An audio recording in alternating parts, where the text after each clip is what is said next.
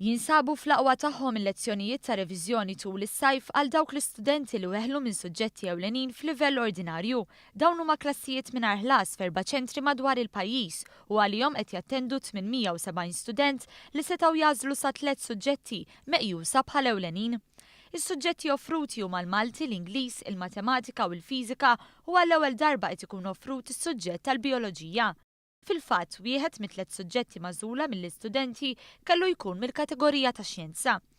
Ritjen Ġalanze, waħda mill-għalliema li qed joffru s-servizz tagħhom tul dawn il-jiem sħan tas-sajf, tenniet li fis-snin li għaddew kienu suċċess. It-tama hi li din is-sena jiġri l-istess. Mill-istatistika li kellna ta' snin li għaddew wera li għandna pass rate tajba ħafna, li jkollok studenti li qed ittihom aktar ċans u għandhom aktar attenzjoni forsi individwali minn meta kellhom fil-klassi, huma qed jesprimu aktar lilhom infushom, hemm aktar ċans biex inti tikkoreġi x-xogħol tagħhom flimkien magħhom. Fil-Liċeo tal-Ħamrun tkellmu mal-istudenti il-Ministru għall-Edukazzjoni Evarist Bartolo u s-Segretarju Parlamentari għall-Fondi Ewropej Aaron Farrugia.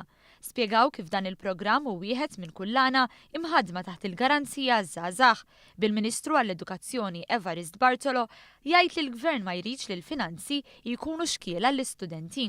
Għax aħna ma rridux li b'xi mod jew ieħor xi ħadd li m'għandux il-flus biex pereżempju jmur għall-privat ma jmurx minħabba problema ta' flus. U għalhekk dawn huma programmi finanzjati minn fondi Ewropej taħt il-programm tal-garanzija żgħażagħ biex l-istudenti tagħna kollha jkollhom l-opportunità ikomplu jistudjaw. Farrugia kompla jżid li l-viżjoni tal-Gvern illi wieħed mill-prinċipji mħaddma fl-użu tal-fondi Ewropej u li nisfruttaw aħjar it-talenti. Qegħdin naraw illi permezz ta' dan il-Youth Guarantee din hija miżura fosthom, iż-żgħażagħ ma jkunux qiegħda ma jagħmlu xejn, wieqfa għax huwa talent moħħli.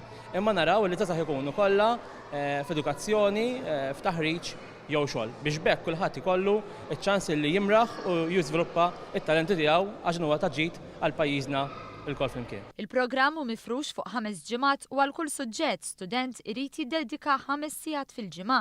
Dan sakemm f'Settembru l-istudenti jibdew ipoġġu għar-resits.